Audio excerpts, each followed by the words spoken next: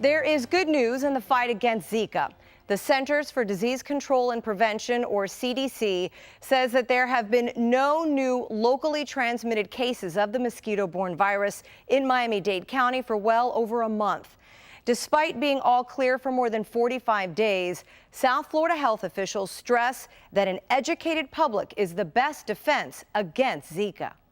The first known outbreak of the Zika virus in the Western Hemisphere happened in Brazil in 2015. Transmitted through the bite of an Aedes aegypti mosquito, which thrives in tropical climates, the virus quickly spread throughout Latin America and the Caribbean, hitting Puerto Rico hard and eventually reaching South Florida in 2016. Last summer's outbreak in Miami-Dade's Wynwood area saw the first cases of locally transmitted Zika in the continental United States, leading the CDC to declare Wynwood and parts of the nearby Little River neighborhood and Miami Beach as Zika zones, alerting the public to the risk of infection and putting travel warnings in place to prevent further transmissions. The greatest fear has been for pregnant women who can pass the Zika virus on to their unborn children, causing severe birth defects such as microcephaly. The CDC warnings, paired with drain and cover programs and the use of traps and pesticides, have helped travel-related cases drop dramatically in South Florida. But keeping mosquitoes and Zika at bay costs money. In March, Broward County got a much-needed boost in its effort to fight Zika with a grant of more than $800,000 from the Florida Department of Health. Miami-Dade County spent $25 million on Zika in 2016, and it expects to spend at least $10 million this year.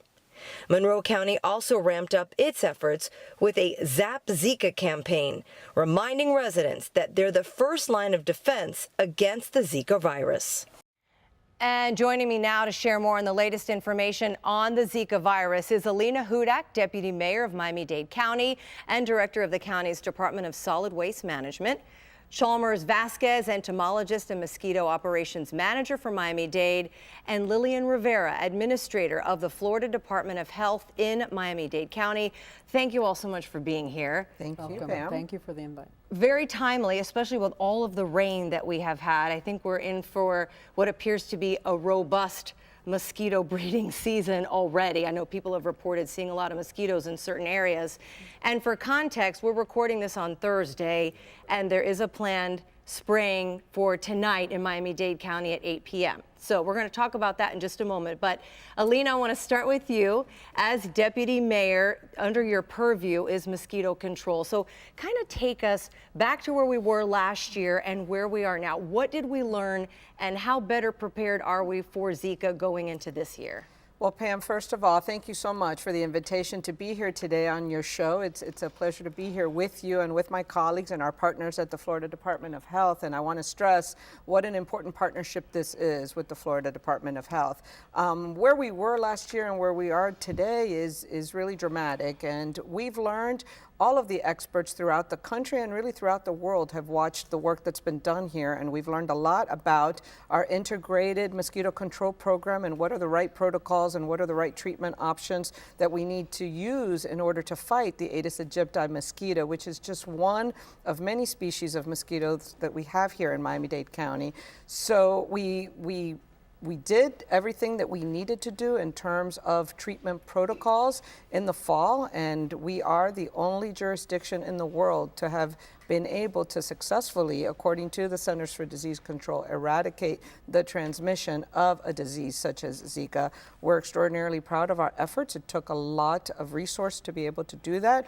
Today we have a department and a division that is prepared. We're in the process of really growing and enhancing our expertise. We're hiring a medical entomologist to lead the effort. We have the expertise of Chalmers, who has been a part of our team for many, many years, and we have biologists on staff, and we've been able to grow the resource that is dedicated in our community to fighting mosquitoes. I think we all know mosquitoes have existed in the world for millions of years, and we are in a tropical environment, and we know that we are a favorite habitat, so we know that we will never be able to eradicate all types and species of mosquitoes. But we know right now that we are ready for what is really a year-round season in Miami-Dade County, And we are prepared with our staff, we're prepared with our trucks, we're prepared with our protocols, and with the partnership that we share not only with the Florida Department of Health, but with the Florida Department of Agriculture, as well as the Center for Disease Control. We're prepared to deal with any disease that comes into our community. And I think we should stress, too, that it was the Zika zone, the warning area, if you will, for Wynwood and Miami Beach was lifted in December. So Miami-Dade County is no longer considered a Zika zone, if you will, correct? It is not, and actually as recently as 2 weeks ago, the CDC lifted any warning that was on their website for any travel to South Florida by pregnant women. Okay. So that was obviously good news for our community and something that, again, we're hopeful will continue throughout the rest of this year. Chalmers, I want to bring you in on this because you're really on the front line, too, of almost being the boots on the ground and getting out there and going into the community in those areas where there is standing water and where mosquitoes are breeding. Before we talk more about that actual work, let's talk about the spraying that's going to take place tonight. Okay. And, you know, there's been some controversy around the spraying. There are people who have been against the pesticide called Nolid, which has been used actually in Miami-Dade County for many decades, has it not? So speak to that for us, if you will, Yeah, that this, you're using a product that you've been using for a long time. We have a long history and safe use of spraying with Nolid in Miami-Dade County. As a matter of fact, spraying with Nolid started in the late 60s, beginning of the 70s. So it's been many, many years, and we're spraying every year. Just to give you an example how many times we sprayed in 2004 and 2005, because of so much mosquitoes, we flew about approximately 40 aerial missions in those 2 years. So it's not anything new. It's been very controversial after Puerto Rico denied the use of Nolid. We used it during the crisis in Miami Beach and Wynwood. We got very good results. It's an excellent pesticide, and in the case of Wynwood and Miami Beach, we wanted to knock down the mosquito population that may have been infected with the virus.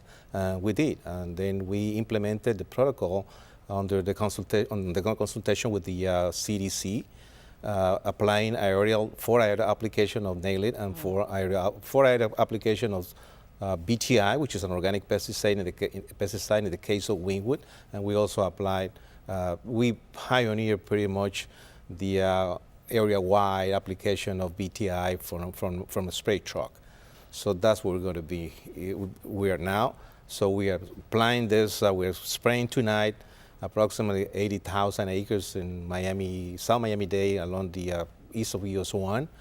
We have many mosquitoes coming from the parks that surround the Miami-Dade County, Biscayne National and Everglades. So we are responding to that. We have close to 1,500 complaint calls from the residents because the nuisance is being big. So we are responding to that with the area application tonight. And maybe, Lillian, you can discuss a little bit about, there was a study recently that came out related to, with Nolid, that there were children in China who were developing allegedly some sort of neurological or motor functioning issues related to it. Speak to that for a moment, because other than that study, have we seen any studies related to people being affected by the pesticide? Because I know that's been this big concern. That's where all the protests have come from. Well, obviously in today's world where we're globally connected, right? There are a lot of studies that come out, but it is the responsibility of state officials and national officials, and I would include even our officials from CDC to take a look at these studies and look at the validity of the study and make sure that it's applicable to our environment. So at this point, I could tell you that our state officials are looking at this study since it's recently came out, and we will take every study and look at it from a scientific perspective. But there is a lot of work that's being done as a result of Zika around our universities, around the nation and internationally, that will give us some more information in terms of Nolid. Okay. So we are on the lookout for more information, but right now I need to tell you that is the tool that we have in the toolbox, and we're going to use it because up till now we have seen that that is approved by EPA and also recommended by CDC. We have a street team that goes out into the community and talks to our viewers, and we let them know what our subject matter is going to be, and then they ask questions of our guests. So we have a couple of comments or questions right now related to Zika. So here, take a listen. A few years ago, I thought that I was ready to start having children, and that really scared me. And I think the people around me, and I think you realize it's not just happening in Puerto Rico, it's not just happening in Brazil. It just like everything, it spreads quickly, it spreads fast. It's important for all of us to know that if that one particular thing could spread, then any other things could spread, and so we have to be aware of how we deal with it all. It's a big concern to a few people I know, especially women in the childbearing years. A friend of mine just decided to stop an outdoor sport activity we all enjoy together because she was pregnant and had to stay inside. And another one wants to become pregnant. So yeah, it's definitely a concern. So Lillian, speak to that. So first of all, your viewers are very astute. So with great questions, great insight. I do want to say that as a public health official, the prevention is the greatest piece that we can contribute to any arbovirus, which is mosquito-borne diseases.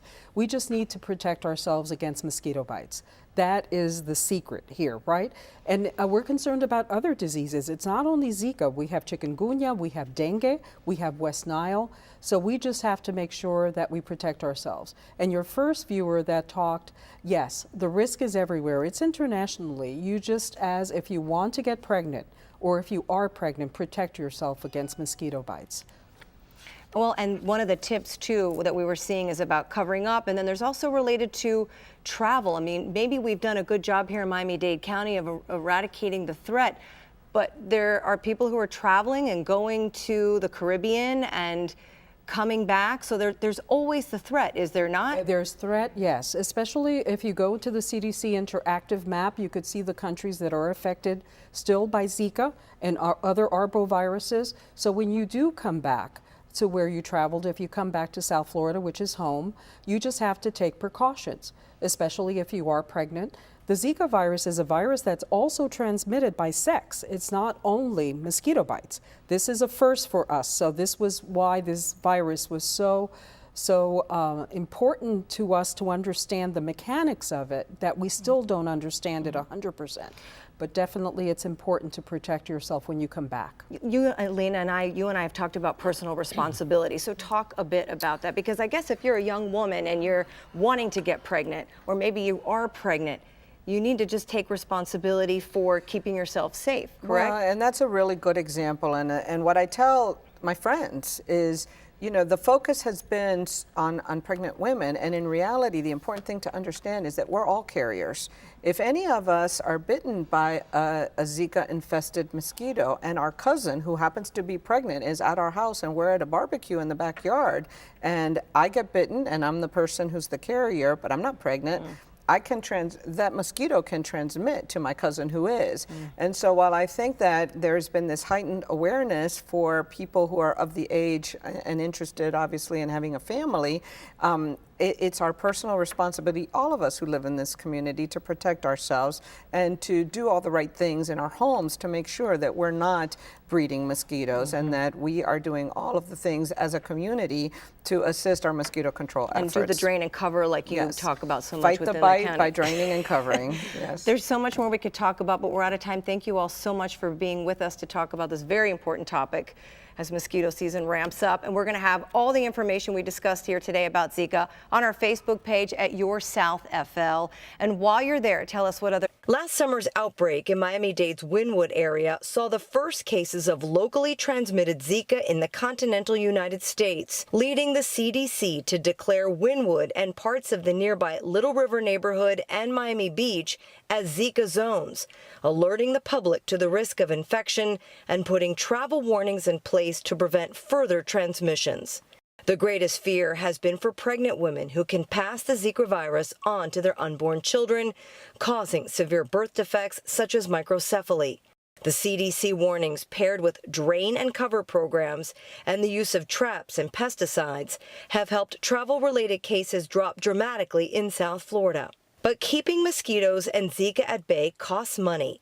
In March, Broward County got a much-needed boost in its effort to fight Zika with a grant of more than $800,000 from the Florida Department of Health. Miami-Dade County spent $25 million on Zika in 2016, and it expects to spend at least $10 million this year. Monroe County also ramped up its efforts with There is good news in the fight against Zika. The Centers for Disease Control and Prevention, or CDC, says that there have been no new locally transmitted cases of the mosquito-borne virus in Miami-Dade County for well over a month. Despite being all clear for more than 45 days, South Florida health officials stress that an educated public is the best defense against Zika. The first known outbreak of the Zika virus in the Western Hemisphere happened in Brazil in 2015. Transmitted through the bite of an Aedes aegypti mosquito, which thrives in tropical climates, the virus quickly spread throughout Latin America and the Caribbean, hitting Puerto Rico hard and eventually reaching South Florida in 2016.